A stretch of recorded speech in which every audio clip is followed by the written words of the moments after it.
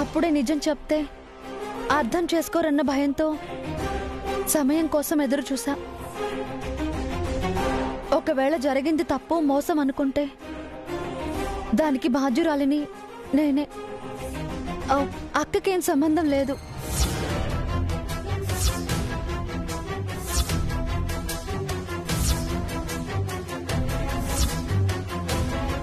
లేదమ్మా, నువ్వే తప్పు చేయలేదు. శ్రావణిని ఇంటికి తెచ్చి మళ్ళీ విక్రమ్తో పెళ్లి చేసి చాలా మంచి పని చేశావు.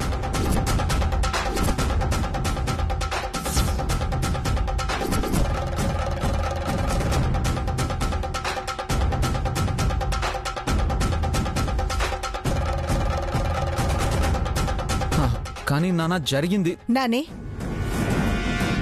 ఏమైందిరా నీకు? జరిగింది జరిగింది అని గతాన్ని ఎందుకు పట్టుకుని వేలాడుతున్నావు? ఏది మర్చిపోవాలో ఏది గుర్తు పెట్టుకోవాలో మాకు తెలీదా? ఈ వయసులో ఇప్పుడు ఏ క్షణం ఎలా ఉన్నామన్నదే మాకు ముఖ్యం. పీడకలలు మిగిల్చే గతం కాదు.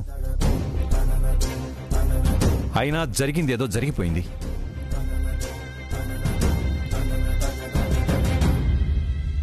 ఇప్పుడు నా కోడలు ఎలా ఉందన్నదే చూడు. మీ అమ్మ కోసం నేను కూడా ఇంతకు తెగించేవాణ్ణి కాదేమో. కానీ నా కోడలు చేసింది ఈ ఒక్క సంఘటన చాలు గతంలో చేసిన తప్పులని క్షమించడానికి, మర్చిపోవడానికి.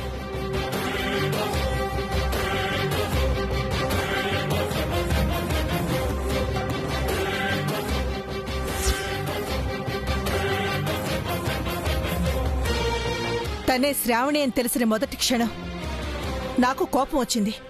కానీ తన పశ్చాత్తాపం చూసి మనసు కరిగిపోయింది.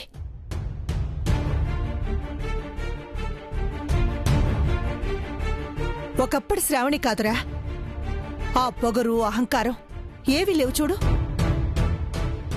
తన్ని శ్రావణిగా గుర్తించి మనలో ఒక మనిషిగా ఉండనిస్తే చాలని తను ఎదురు చూస్తుంది.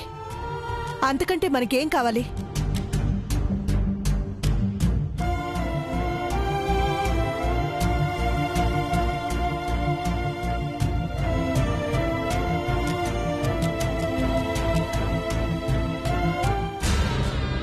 ఇక ఈ యాంగిల్లో మనమేం చేయలేం. మిగిలిన ఈ ఒక్క దారిని స్ట్రాంగ్గా వర్కౌట్ చేయాల్సిందే.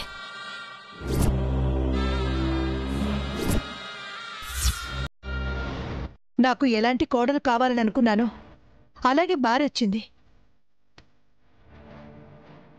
ఇంతకన్నా ఇంకేం కావాలి? మాకు ఎలాంటి అభ్యంతరాలు లేవు. ఎవరికి ఉండాల్సిన అవసరం లేదు.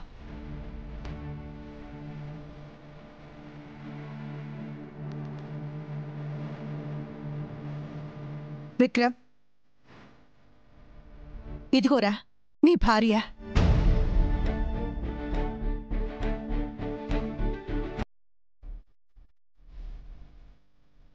కడిగిన ముత్యంలా తిరిగి నీ దగ్గరకొచ్చింది.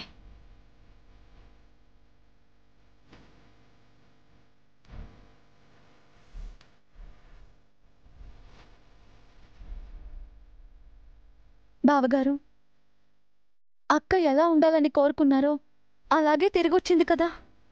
ఇంకా ఏం ఆలోచిస్తున్నారు? ధరణి, నువ్వు ఉండమ్మా. ఒక్కసారిగా నిజం తెలిసేసరికి కాసేపు అలాగే ఉంటుంది. కానీ మనందరికన్నా శ్రావణిని బాగా అర్థం చేసుకోవాల్సింది వాడే. అర్థం చేసుకుంటాడు.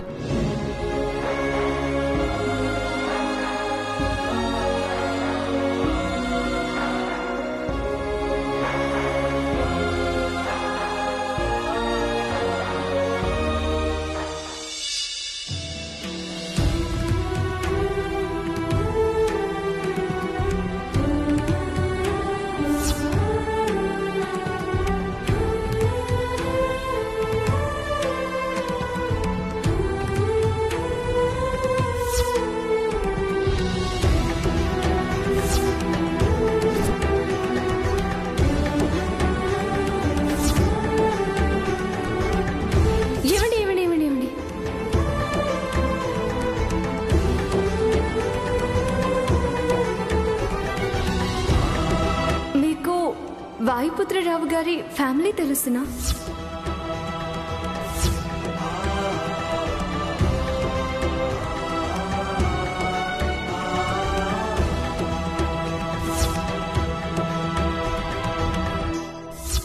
అసలు ఏ బాధ మీ దరి చేరనీయక గలగల నా మాటల ప్రవాహములో మిమ్మల్ని తేలి ఆడించి సంతోష సాగరాన స్నానమాడించి నవ్వుల కెరటాలపై విహారము చేయించును కదా.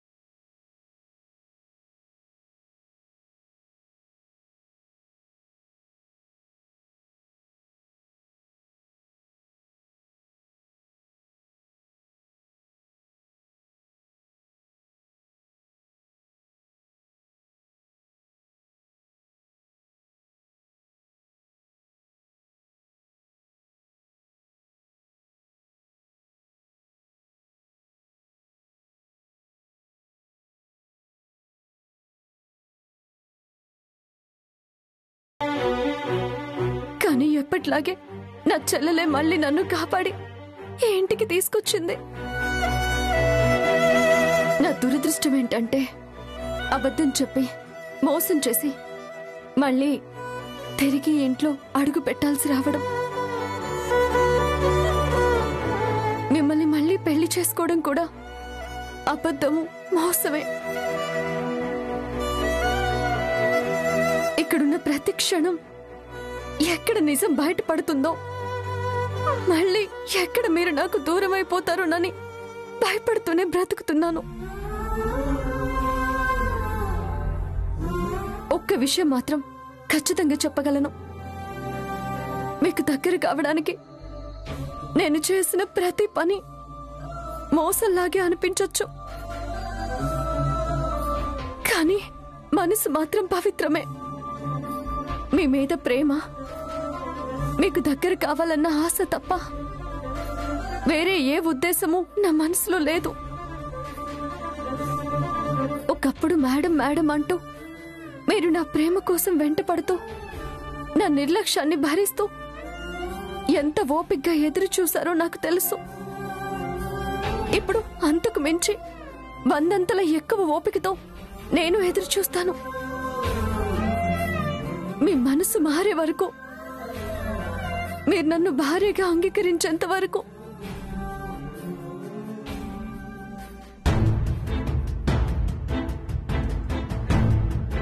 లేదు, ఎప్పటికీ అంగీకరించను. నువ్వు చేసిన తప్పులు మాత్రమే గుర్తున్నాయంటారా? నాకు ఏ శిక్ష వేసినా నేను అనుభవించడానికి సిద్ధమే. ప్రేమిస్తారో శిక్షిస్తారో మీదే నిర్ణయం, కానీ ఏదైనా అది మీ సంక్షేమంలోనే.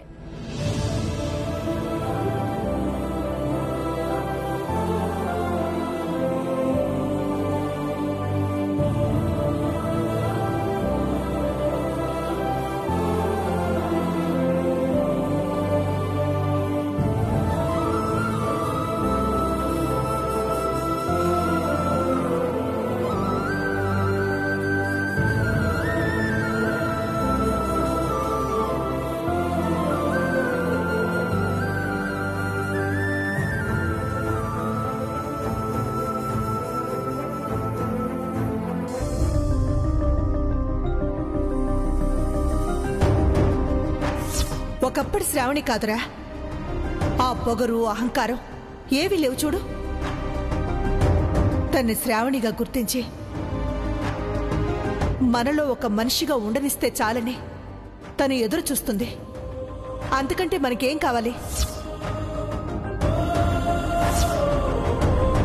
నా కడుపులో పెరుగుతున్నది మీ ఇంటి రక్తం. ఇది మీ ఇంటి వారసత్వం. అన్ని సమస్యలు పరిష్కారం అయిపోయాయని ఇంట్లో అందరూ హ్యాపీగా ఉన్నారు. కానీ అసలు సమస్య గురించి తెలిస్తే పరిస్థితి ఏంటి? అసలు దీనికి పరిష్కారం ఏంటి?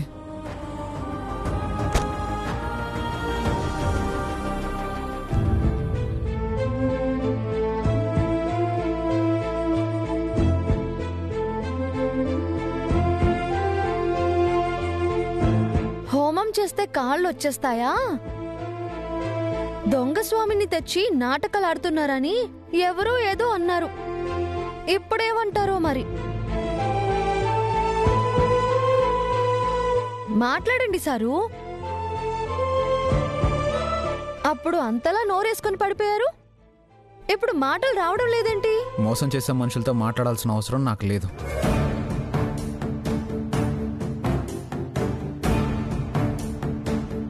మోసమా? ఏది మోసం? దేని గురించి మాట్లాడుతున్నారు మీరు? అక్క పశ్చాత్తాపాన్ని అర్థం చేసుకుని అత్తయ్య అక్కని క్షమించేసింది. అక్క ఇలా తిరిగి రావటం అదృష్టం అనుకుంటున్నారు. ఇదంతా చేసినందుకు నన్ను అభినందించారు. ఇంకా మోసం అంటున్నారేంటి? అవును, మోసమే. ఫోన్లే పాపమని క్షమించేసినంత మాత్రాన తప్పు ఒప్పు అయిపోదు. మోసం మంచి పని అయిపోదు. అబద్ధం చెప్పి అక్క పెళ్లి చేసి ఇంకా మోసం చేశానా అని అడుగుతున్నావేంటి? అది కాదా మోసం? అవును, అబద్ధం చెప్పాను. కానీ ఎందుకు? మన కుటుంబం కోసం.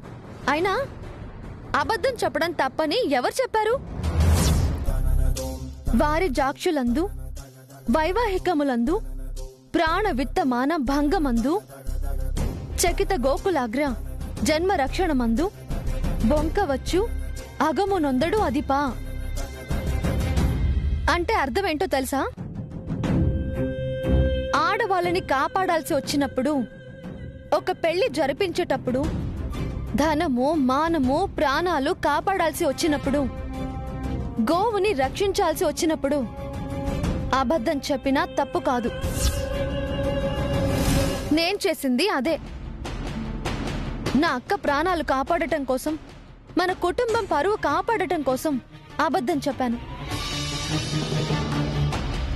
బంధాల్ని నాశనం చేసే నిజం కన్నా వాటిని నిలబెట్టే అబద్ధం చెడ్డ గొప్పది. కాబట్టి ఇంకొకసారి తప్పు చేశాను అని మాత్రం అనొద్దు. నువ్వు ఎంత చెప్పినా ఎన్ని పద్యాలు చదివినా అన్నయ్యకి పల్లవితో పెళ్లి చేయాల్సింది. మీ అక్కతో పెళ్లి చేసి తప్పు చేశావు. ఏం మాట్లాడుతున్నారండి మీరు? ఇంత చెప్పినా ఇంకా దాని గురించి ఆలోచిస్తున్నారేంటి? పల్లవితో బావగారి పెళ్లి జరుగుంటే ఈ పాటికి కుటుంబం మొత్తం నాశనం అయిపోయిండేది. అసలు నాకు తెలియక అడుగుతున్నాను, పల్లవి మీద ఎందుకు అంత మీకు సాఫ్ట్ కార్నర్? ఎందుకు పల్లవి కోసం ఇంత ఆలోచిస్తున్నారు? ఇది మీ ఇంటి వారసత్వం.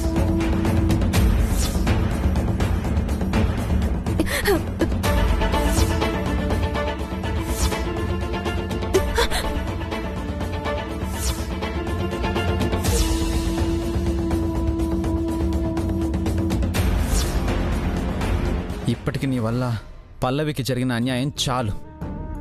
ఇంకా జరగనివ్వను. ఆగండి.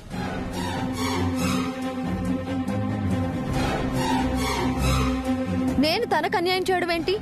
తనే మనకి అన్యాయం చేయడానికి వచ్చింది. ఈ స్వామీజీ గురించి చెప్తే నకిలీ అన్నారు. కానీ అత్తయ్యకి కాళ్ళు చేతులు వచ్చేసాయి కదా.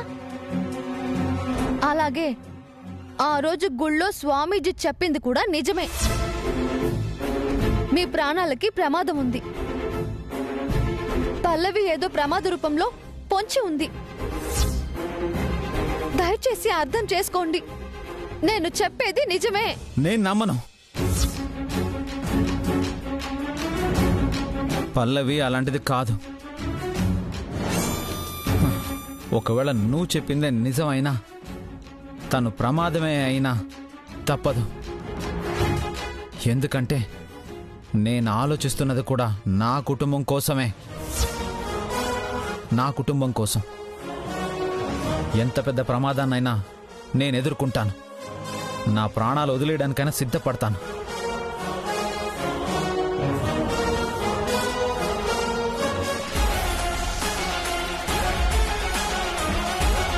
ఏమైంది ఈయనకి? పల్లవికి దూరంగా ఉండమంటే కుటుంబం విషయం అంటున్నారేంటి? ఏదో పెద్ద విషయమే ఉంది. లేదంటే ఈయన ఇంతలా ఆలోచించరు. అదేంటో తెలుసుకోవాలి.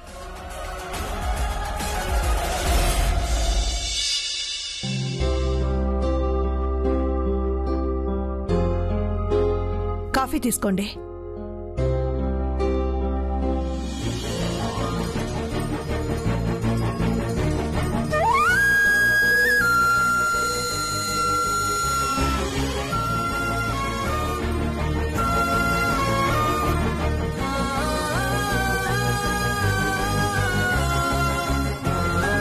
ఏంటండి అలా చూస్తున్నారు?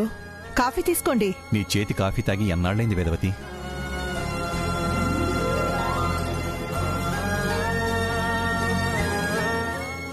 నేను కూడా ఊహించలేదండి. కోడలి పుణ్యమా అని లేచి తిరగగలుగుతున్నాను.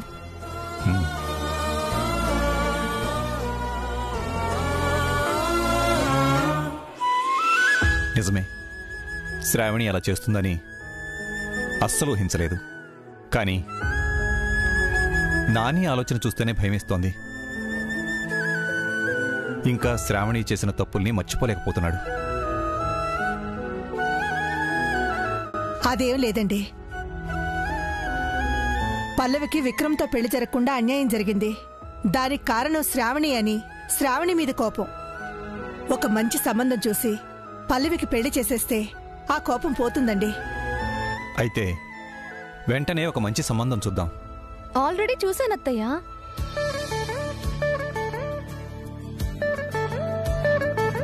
అవునా? అవునత్తయ్యా. మీరు పల్లవికి పెళ్లి చేయాలనుకుంటున్నారు కదా? మ్యాట్రిమోనీలో వివరాలన్నీ పెట్టాను. ఒక మంచి సంబంధం వచ్చింది. అబ్బాయి చాలా మంచివాడు, మంచి ఫ్యామిలీ. మంచి పని చేశామమ్మా. ఎప్పుడు చూసుకోవడానికి వస్తున్నారు వాళ్ళు? ఈ రోజే. పల్లవి వచ్చావా? నీ గురించే మాట్లాడుకుంటున్నావమ్మా.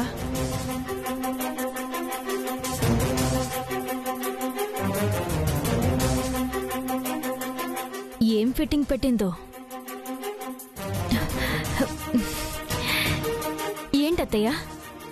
ధరణి నీకు మంచి సంబంధం చూసిందమ్మా. ఈరోజే వాళ్ళు నేను చూసుకోవడానికి వస్తున్నారు.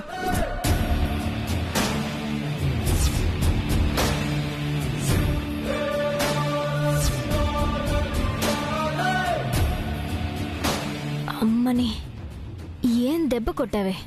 నన్ను మామూలుగా బయటికి పంపలేక పెళ్లి పేరుతో పంపాలని చూస్తున్నావా?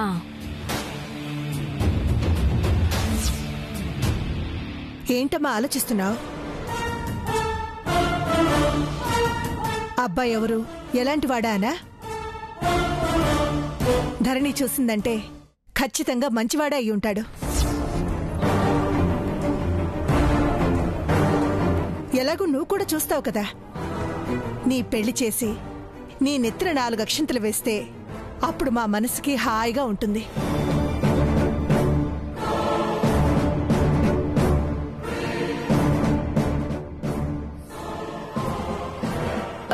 ఏంటత్తయ్య పెళ్ళంటున్నారు? పల్లవికి ఏమైనా సంబంధాలు చూస్తున్నారా? చూడడం ఏంటక్క? ఆల్రెడీ ఈరోజు పెళ్లి